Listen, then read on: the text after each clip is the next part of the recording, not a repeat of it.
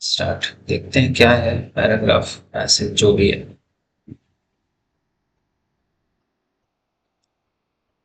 Typically, I would say that when you see such like passages in any sort of exam, it is always feasible to make sure that while you are reading all those fragments of that particular paragraph, don't just treat it as some sort of passage that you are reading. Instead, I would say try to create a storyline in your mind. Try to interact with the para that you are reading. ऐसे में क्या होगा, देखो दो चीजें होती. Very first thing is कि जब आप पढ़ रहे होते हो पैराग्राफ, ठीक है, या कोई पैसेज या any abstract thing that is given to you, ठीक है, you might think that this is quite a heavy thing to deal. I won't really be able to do it because there is this first paragraph, then second, then third, then how will I try to connect the dots in these paragraphs? So that is like one of the things that happens with students while they attempt the paper, which is why I always say कि जब भी paper attempt करो या जब भी exam attempt करो, always make sure even while you are attempting, even while you are reading, try to interact with it. एक interaction बनाओ उससे. There has to be a conversational ground between you guys. एक conversation होनी चाहिए because human mind is not very much capable of considering this thing कि हाँ यार चल ठीक है उसने बोल दिया और मैंने सुन लिया. एक अगर बोल रहा है दूसरा सुन रहा है. So it rarely works in this case and that is one of the reason आप लोगों को ये क्लास भी पसंद आती है because you guys get the benefit of speaking. You guys get that liberty. आपका ऑन द स्पॉट वो जो डाउट रहता है वो क्लियर हो जाता है. ठीक है ना. Considering this thing will try to see what exactly the paragraph has. भाई पैराग्राफ में आखिर ऐसी क्या थी जो पैराग्राफ में बताना चाहता है. Let's see what makes you the same person you were a decade ago. The author is starting with a question which means he is trying to put up some sort of inquisitiveness in you कि हाँ यार चल ठीक है सामने वाला थोड़ा सा ना उत्सुक हो जाए. ठीक है. The question may seem merely curious, a parlor puzzle until one recognizes how much depends on its answer. ठीक है. एक नॉर्मल सा क्वेश्चन था कि भाई ऐसी कौन सी चीज है जो आपको वही पर्सन बनाती है, ठीक है, जो आप 10 साल पहले थे. लोगों को लगेगा कि यार देख सवाल तो थोड़ा क्यूरियस है, ठीक है, but actually it is curious और नॉट. आखिर ये सवाल है कैसा, it depends on the answer of this question. अब अगर क्वेश्चन आपका पैराग्राफ ये बोल रहा है कि यार ये डिपेंड करेगा आंसर पे, don't you think the author might be thinking of कि यार यहाँ पे मल्टीपल व्यू पॉइंट्स होंगे. There might be multiple POVs here. Why am I saying multiple POVs? Because it is saying how much depends on its answer. जरूरी नहीं है ना कि एक ही आंसर पूरी जनता के लिए फिट हो जाए. We cannot say that. ठीक है. आगे बढ़ते हैं. Now, questions of moral responsibility, of promise keeping, of the meaningfulness of long-term projects, all presuppose some account of what it means for one person to persist through time. The most intuitive response is also most problematic. That there exists a course which is some essential, that is I in this case, which that underlies change the way a subject underlies its predicates in grammar. अब देखो यहाँ पे author क्या कर रहा है. He is simply opening the passage with a simple relatable question.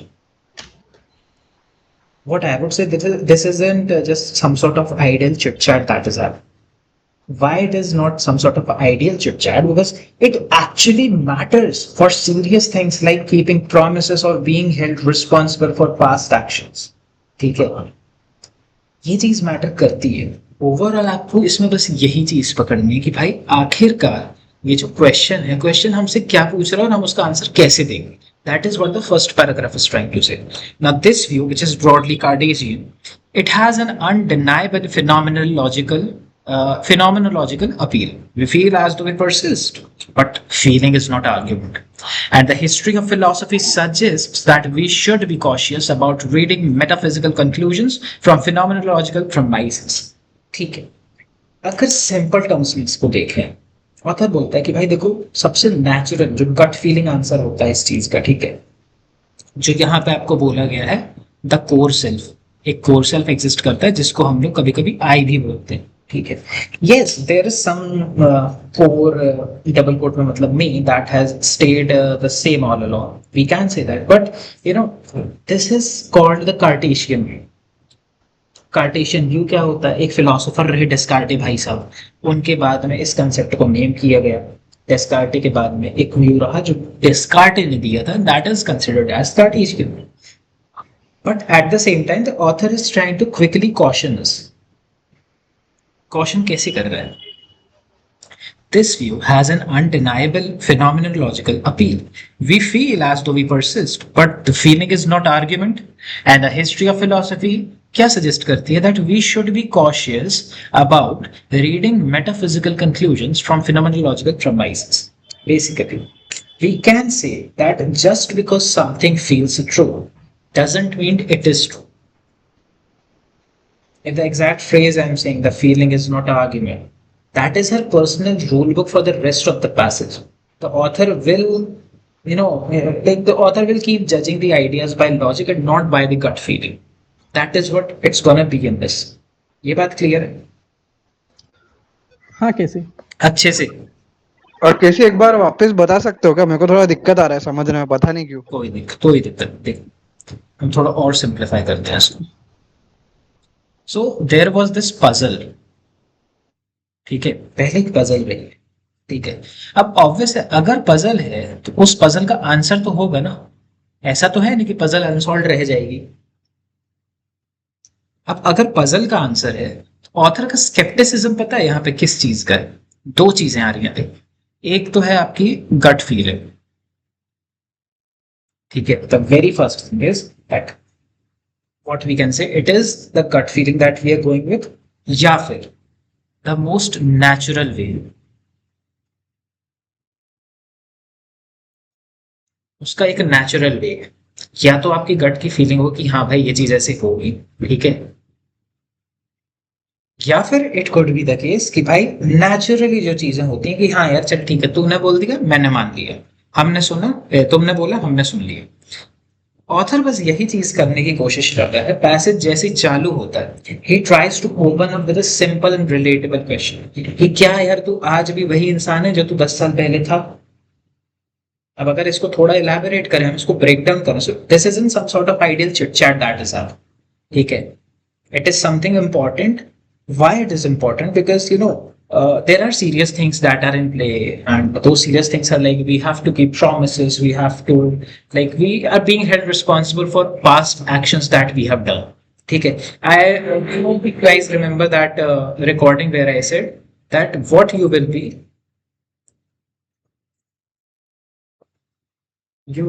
if I just remove your mistakes from the past.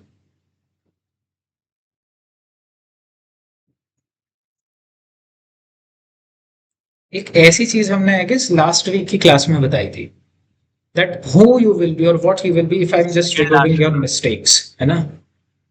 So basically अगर हम इंसान के लाइफ से उसकी मिस्टेक्स को रिमूव कर दें, so technically you know what will happen, I have just remove the mistakes from the life of a human being, and that removal of those mistakes has resulted in a different kind of person. जय, switch on your mic. हाँ कैसे बोला? तो वही concept हम यहाँ पे भी यूज कर रहे हैं कि भाई 10 साल पहले का जो टाइमलाइन था, ठीक है, वहां आपने कुछ किया होगा, आपने कुछ एक्शंस लिए होंगे, you might have made some mistakes, and due to those mistakes, due to the learnings that you had in the previous timeline, now you have become that sort of person that you are today. Correct. ये बात clear हुई? Correct. हाँ. And that is what the author is trying to find the answer, or that there is some sort of puzzle that is existing. And if there is a puzzle, there has to be an answer. And that answer depends on basically two things. Either it could be the gut feeling, or it could be the most natural way that, yeah, you said that part and I have just heard that part. And our transaction is over from there. ये बात clear है? Okay. कैसे मैं क्या बोलूं, मैं मेरा understanding दूं थोड़ा, मतलब कि मेरे को आप करेंगे लास्ट में करेंगे अंडरस्टैंडिंग वाला पार्ट. पहले फ्लो नहीं टूटना चाहिए ना. Let me complete the flow first of all.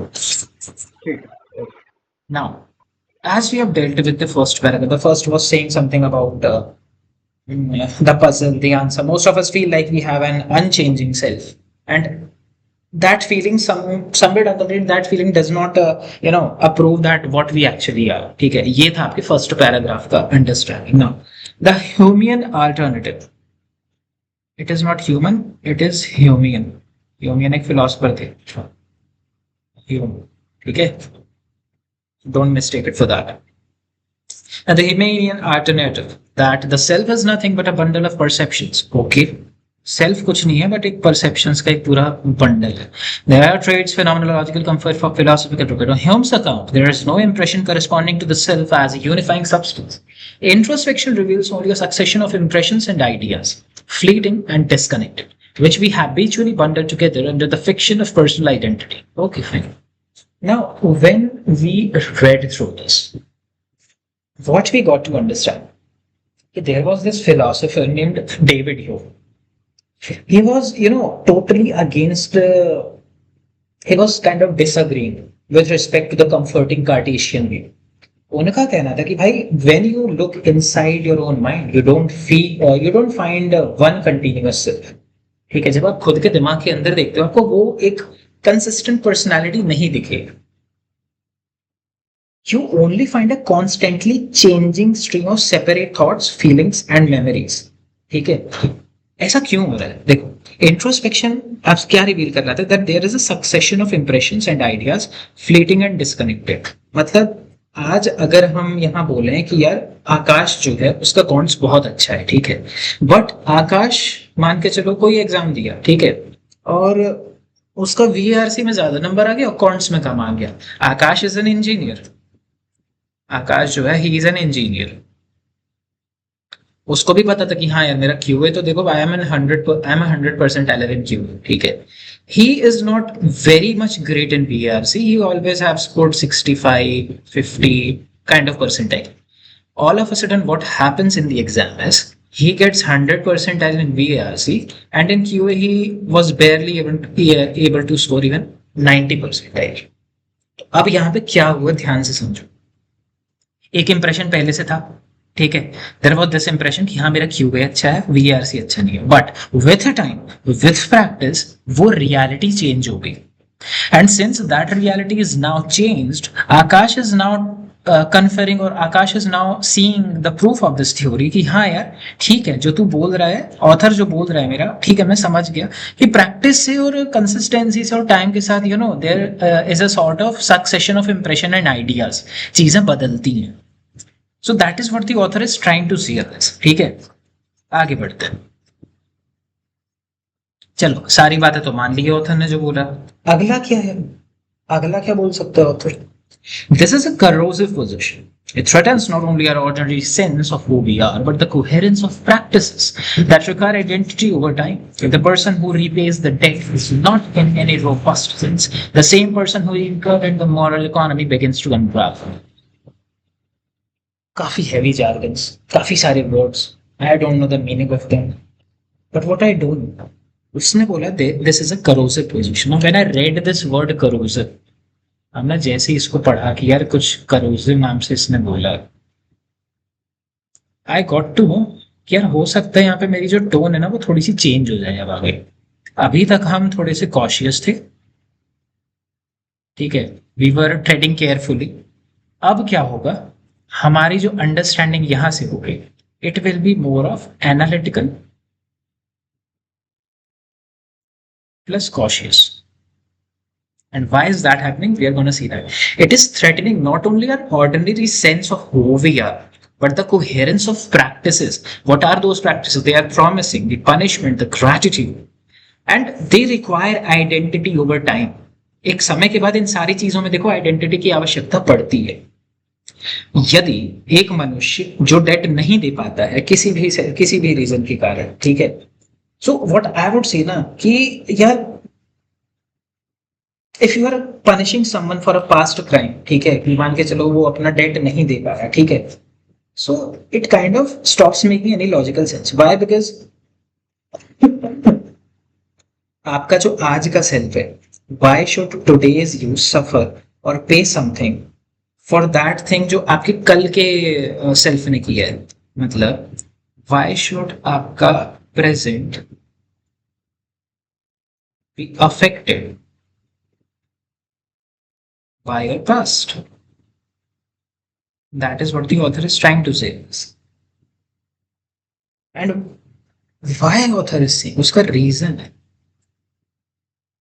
because succession of thoughts यहाँ पे, and if there is a succession of thoughts, there is a probability that it could be the case that are they really the same person they were?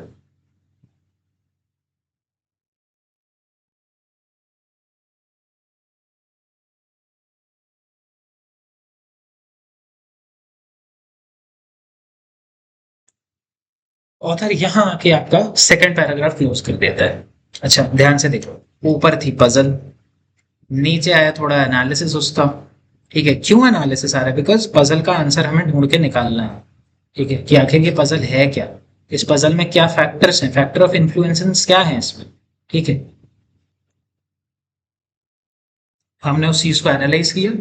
एक बंदा था David Hume नाम का, उसने बताया कि यार there is no fixed self at all, there is just passing thoughts which are strung loosely together and that threatens the idea like punishment and Chomsky. That's it. ये बात क्लियर हुई अच्छे से? हाँ कैसे? Try to treat it as a conversation happening between two people. Don't try to treat it as a passage. Philosophy को अगर break down करना है ना, this can be the best way to understand philosophy. Because philosophy एक ऐसा field है where you don't really get to understand what exactly are the contours of those frameworks which are mentioned over there. That is one of the drawback of philosophy. Let's move ahead. Prophet's response to this difficulty was not to rescue the self, but to embrace the dissolution. Okay, एक नया view point आता है. सबसे पहले Cartesian view bye डेस्कार्ट है, then comes David Hume. ठीक है, उनका Humean view. Now comes the Parfit's का व्यू क्या है. ठीक है, who is this Parfit? There was a direct मतलब एक फिलोसोफर था. ठीक है, उनका नाम था डेरेक प्रॉफिट. ठीक है, वो क्या बोलते हैं, उन्होंने एक मिडिल ग्राउंड निकालने की कोशिश की. ठीक है, to find a common solution जो वहां पे भी सेटिस्फाई हो जाए, यहाँ पे भी satisfy. What he was saying यार, that there is no single fixed self. ऐसा नहीं है कि भाई आपका सिर्फ एक फिक्स सिनेरियो रहेगा. ठीक है, आपका एक फिक्स्ड सेल्फ रहेगा. You can not say that. That is what profits का रिस्पॉन्स है. प्रॉफिट भाई साहब ये बोल रहे हैं.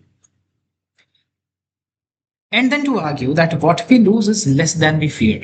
On his view, मतलब Prophet's view, personal identity consists in relations of psychological continuity and connectedness, which means that overlapping chains of memory, intention, belief, and character. यहाँ पे वो बोल रहा है कि यार ठीक है, चल ठीक है, मैं जो बोला, आपने जो अभी तक बताया, I am actually fine with that. What really connects you across the time is that there is an overlapping chains of memory. और वो क्या है, मतलब ओवरलैपिंग चेन बन रही है. और किन चीजों की चेन बन रही है, उसमें क्या चीजें कंसिस्ट हैं, उसमें क्या चीजें एग्जिस्ट करती हैं. There are memories of past में जो मेमोरीज रही हैं उनकी.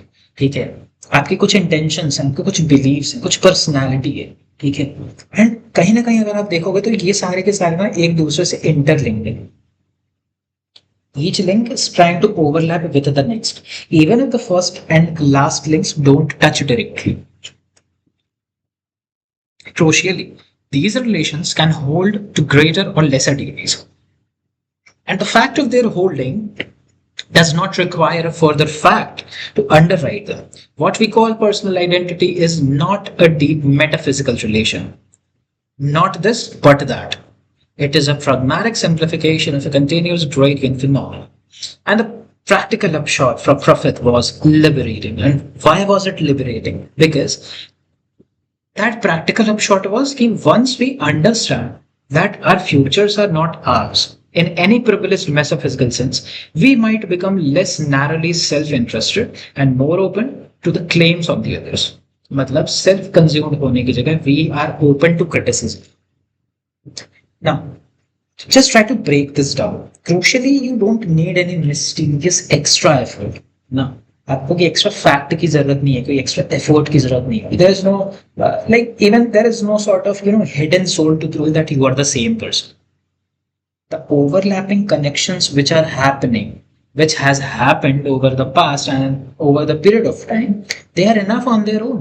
आपको किसी की वैलिडेशन की आवश्यकता नहीं है भाई साहब यहाँ पे. He even was saying कि यार देखो ये जो रियलाइजेशन है, it is a sort of I would से लिबरेटिंग. ठीक है, ये आपको फ्री कर रहा है कहीं पे.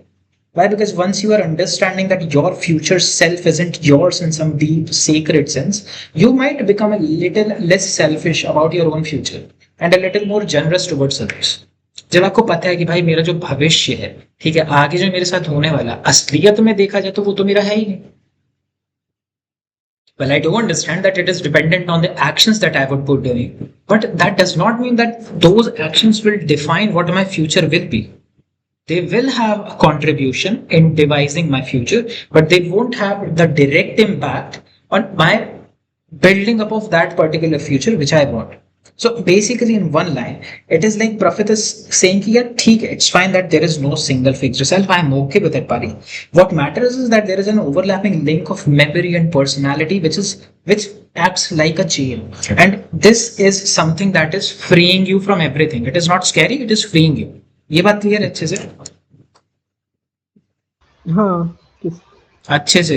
कैसी ये हाँ. प्रेइंग का मतलब क्या होता है? क्या? फ्रीइंग का मतलब होता है कि अब आप किसी भी बंधन से मुक्त हो चुके हो. आपके अंदर कोई इनर्ट ऐसा बंधन नहीं है जो आपको ये मतलब आपके जीवन को परिभाषित करे. That is what freeing means in this case. जी हाँ कैसी क्लियर है ना? मतलब थोड़ा डिफिकल्ट लग रहा है, मतलब मैं रिकॉर्डिंग एक बार और देख लूंगा, बट मैं क्लास में हूँ, मतलब मेरे को थोड़ा अभी भी पता नहीं, कि बहुत एब्स्ट्रैक्ट लग रहा है फिलोसॉफी इन अ हो सर्टेन जाएगा सेंस. उसको ना. थोड़ा हम एक काम करना, पावर स्नैपशॉट्स में फिलोसफी वाले पैसेजेस हैं, थोड़ा उनको रीड करना. हाँ ठीक है. हाँ हाँ ओके. ठीक है. Next, the philosophical community has not been uniformly receptive. Bernard Williams argued that Prophet's reductionist view, if consistently is applied, it threatens the very structure of personal projects that give life its meaning.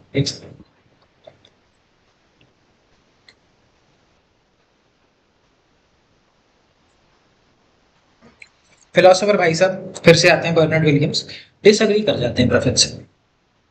वो बोल देते हैं कि यार ठीक है चल, there are certain deep commitments that are there, है ना, to specific people that you love. कुछ आपके लॉन्ग टर्म लाइफ के गोल्स रहते हैं, ठीक है. एंड अगर आप कंसिस्टेंटली उन चीज़ों को थ्रेटन करोगे ना, तो उसकी मीनिंग खराब हो जाएगी. For Williams, certain commitments to particular people, particular long-term XYZ identity in a practical, irreducible sense. These commitments rest on a fiction. It is not liberating but annihilating. असलियत में वो आपको फ्री नहीं कर रहा है, असलियत में आपकी आइडेंटिटी को खत्म कर रहा है. The agent of fully absorbed the Prophethian view would not be freer. She should be, in some crucial sense, no longer an agent at all. ये बस इतना बोल रहा है कि प्रॉफिट का आइडिया जो है वो आपको फ्री नहीं करता है. ठीक है. It just destroys the very thing that makes you a person who is capable of making commitments in the first place. इनका कहना ये है. थोड़ा सा और आगे बढ़ेंगे.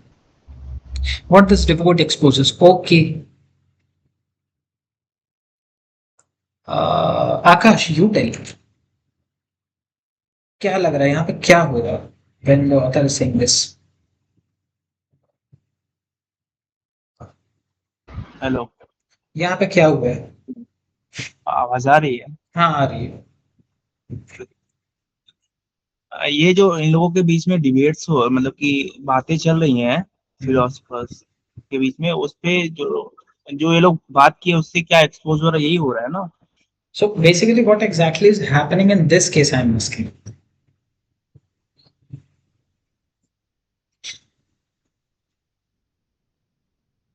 हम अभी ऊपर जो पार्फिशियन के बारे में कुछ सुना था हमने, उससे रिलेटेड कुछ हो रहा है क्या? ऑथर अगर बोला what this debate exposes, it means author अब अपना खुद का डायग्नोसिस लेके आएगा. Okay okay. है ना. ऑथर अब उस हाँ चीज हाँ को बताएगा कि यार चल ठीक है, सारी चीजें हो गई, सब लोगों ने अपना व्यू पॉइंट बता दिया, अब मैं आता हूँ. ठीक है. It is an asymmetry in how we evaluate theories of the self. We simultaneously want the self to be robust enough to grant moral accountability and personal commitment, and reducible enough to explain why the change, growth, and even radical transformation do not disqualify us from being one person and the same person. The two desiderata pull in opposite directions, and no theory has yet resolved them without remainder. Now, Buffett's reduction keeps identity extensible across कुछ Cartesian view कुछ ठीक है.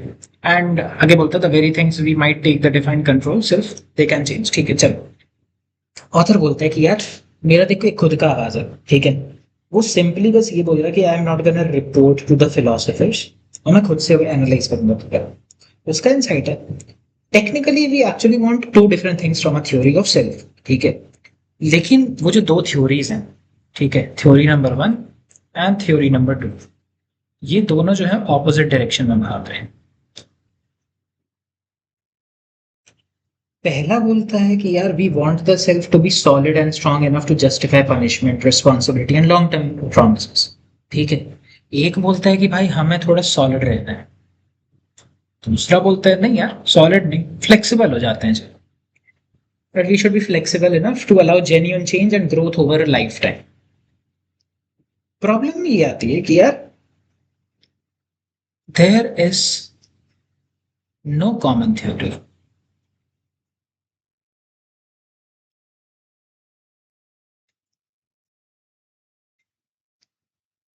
that serves the purpose of both.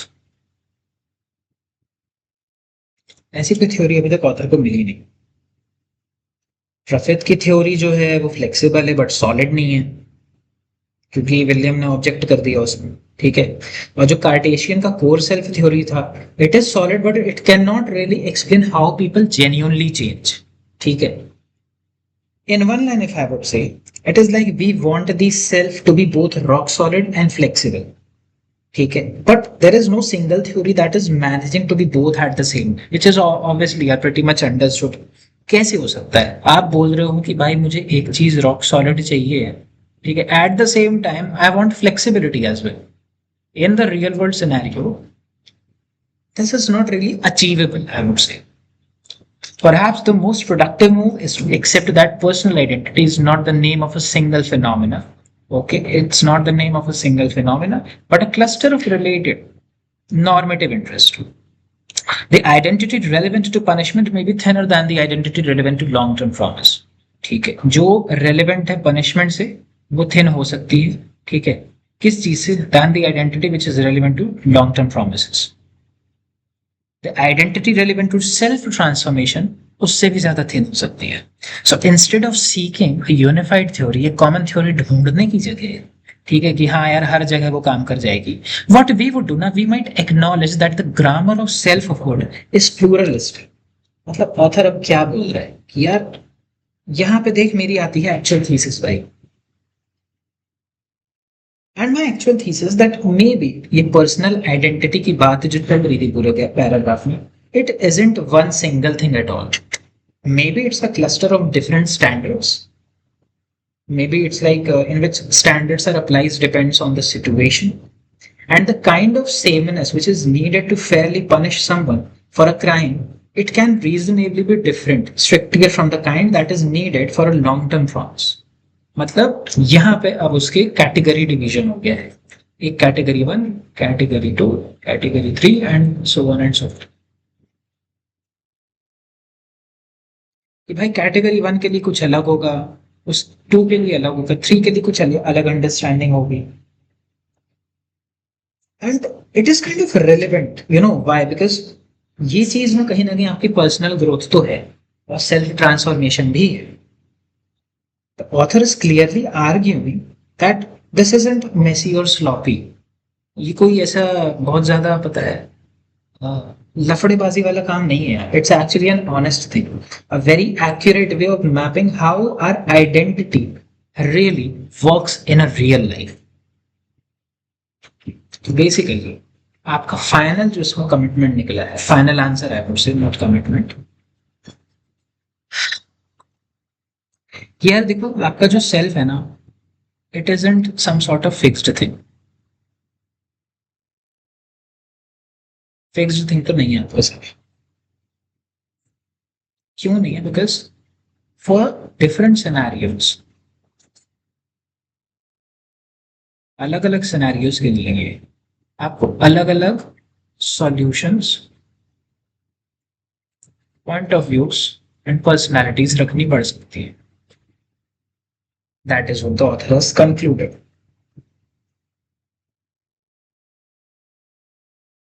Supposedly, if like there is some sort of question which is saying main idea बताओ इसका. Main idea actual में यही होगा कि यार देखो, कोई एक ऐसी सिंगल थ्योरी नहीं है. No single theory. There is no set of rules that can, you know, it really cannot be both rock solid and flexible at the same time. कोई ऐसी एक सिंगल थ्योरी है नहीं. रॉक सॉलिड आपके responsibility के लिए है, flexibility आपके चेंज के लिए है. इसीलिए ये बोला गया कि भाई स्मार्टेस्ट वेज का क्या है? The smartest way is that you know you just have to have this approach that who you are. आखिर आप कौन हो? That is the smartest way to deal with this. Now, this was the main idea and the entire understanding of the paragraph. अच्छे से clear है ये, हाँ या ना? या कैसे है यार? ओके, ओके जी, तो एक चीज पूछना था. बताओ.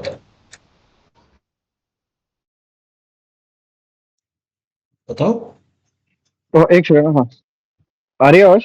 वो हाँ, लास्ट आवाज आ में रही है. सिर्फ इतना, लास्ट में जो कंक्लूड किया ऑथर ने, हाँ, तो वहां पे उसने जो बोला कि सेल्फहुड इज प्लूरलिस्टिक, उसका सिंपल मतलब वही था ना कि there is no perfect theory which describes the self. Correct. मतलब ऐसा कि मतलब सिचुएशन, और उसमें उसने ऊपर वो भी लिखा था कि identity relevant to this may be thinner. Yes, मतलब हर एक सिचुएशन के लिए हम अलग अलग आइडेंटिटी अपनी होती है और वो अलग अलग होती है, करेक्ट. अलग अलग सेल्फ हम दिखाते हैं. हाँ जी. Basically that is what he is trying to say, right? Right. Exactly that is what the passage entirely is trying to, you know, conclude with. Passage की अंडरस्टैंडिंग ही Okay. ऐसी है. अभी इसके लिए क्लियर मैंने हो आपको गया. बोला स्टार्ट में कि मेरे को लास्ट में आके समझा था कि ऊपर क्या हो रहा है. ऐसा मेरे साथ हुआ था, मतलब ये वाले मतलब It's basically. perfectly fine. होता है. It really happens and it is pretty much okay. अच्छी चीज है, हो रहा है तो अच्छी चीज है, कोई दिक्कत नहीं. Okay. ठीक है, चलो. Yes, yes, yes, इतना ही था. Let's see the questions. Questions कैसे हैं? Which of the following best describes the structure of the author's argument in the passage? Basically आपको structure बताना है. Structure is like flow कैसा रहा है. ठीक है, आपका फ्लो कैसा है पूरे पैराग्राफ में. You have to tell that. आपका पर्पस क्या है, किस पर्पस के तहत या किस फ्लो के तहत आपका ये जो पैसेज है ये सॉल्व किया गया है.